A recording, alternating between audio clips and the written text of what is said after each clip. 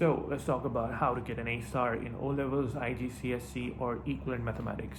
Well, first thing first, everybody finds math at this level difficult, right? Let's just not talk about the guy who is hunched back and has those thick glasses on. We're not talking about that nerd who can solve all math questions. We're talking about the vast majority of people, and that included me at one point as well, that once you start doing it, you're like, what is this thing? This is too hard, right?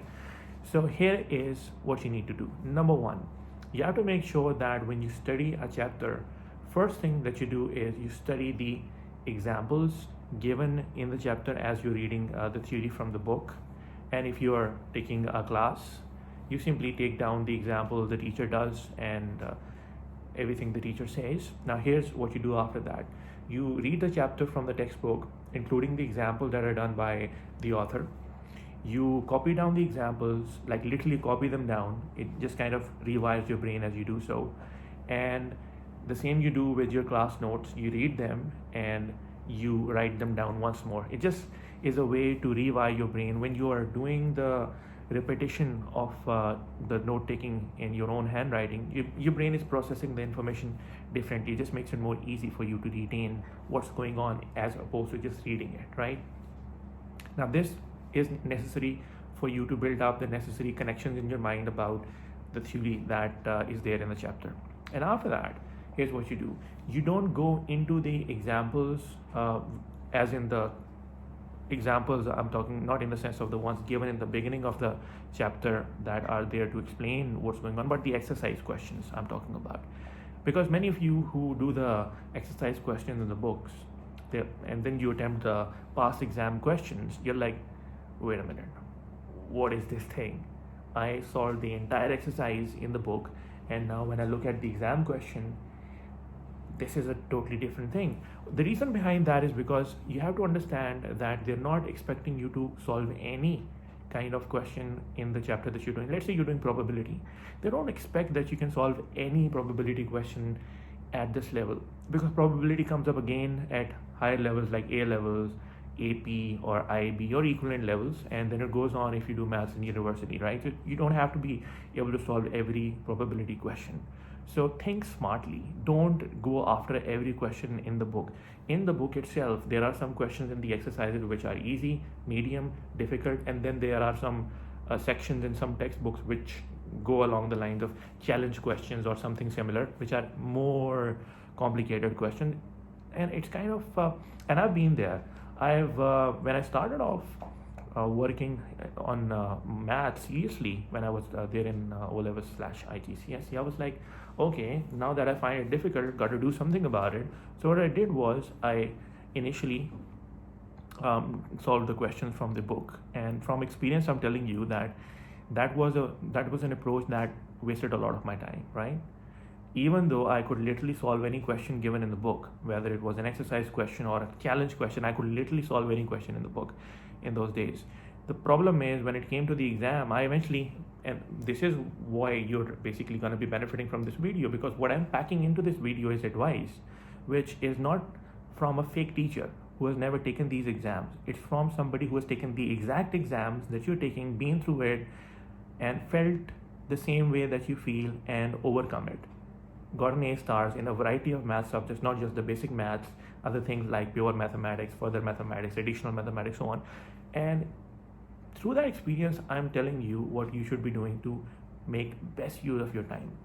So what you do instead is you go to your exam questions for the chapter that you have just done.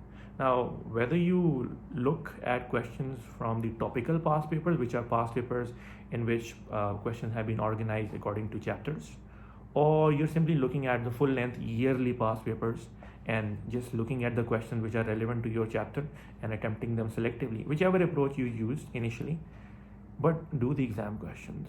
And what you will notice is that through doing them, gradually your mind will begin to rewire. It will begin to recognize the solutions to the exam type of questions. After you solve a certain amount of exam questions, like let's say I solve exam questions from the past 5 to 6 years of yearly exams relating to the chapter that I've just finished, your mind will see new questions in other exams in a very different way. You read the question is new, but automatically your brain can recognize the pattern because they cannot change the syllabus.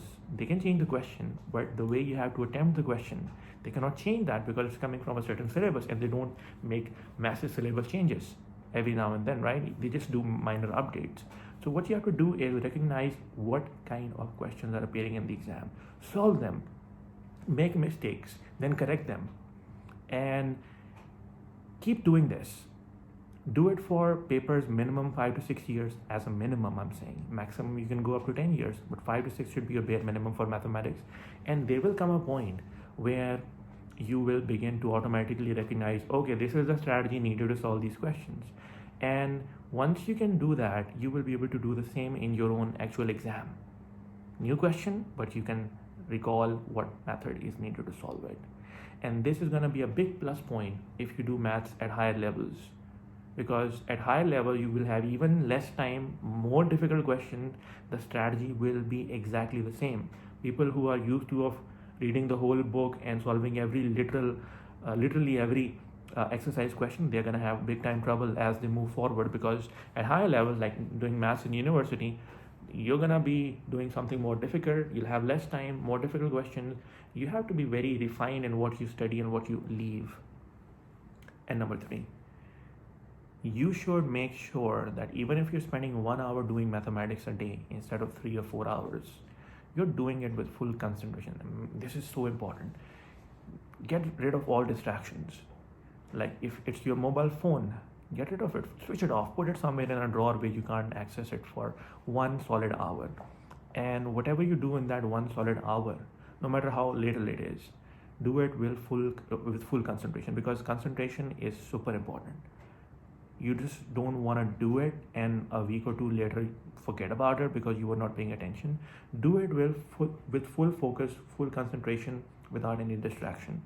And this will not only save you time, but allow you to solve your exam questions with more skill, with more accuracy, and save you a lot of time. And yeah, this is what you should be initially doing. It will, if you follow this advice itself, it will make a massive difference between where you stand now in mathematics and where you will ultimately be. And no matter how much you hate maths, remember that the only way to get better at it is to face it and to do it and get through it. You cannot stay afraid and think of some magic happening from the outside. It's a game that must be played from the inside as much as from the point of view of outside help.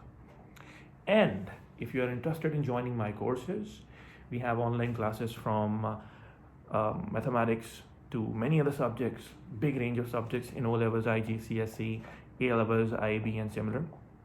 You can join them. Visit zohabasadacademy.com, www.zohabasadacademy.com, fill in the admission form, and my team will get back with information to join the classes, and they will be designed to make you do well in the same way that I have just explained, but with a big time more tailored approach, so that you have less to do and save more time and do less, but do it in a way that fulfills the examination requirements and gets you close to that A star.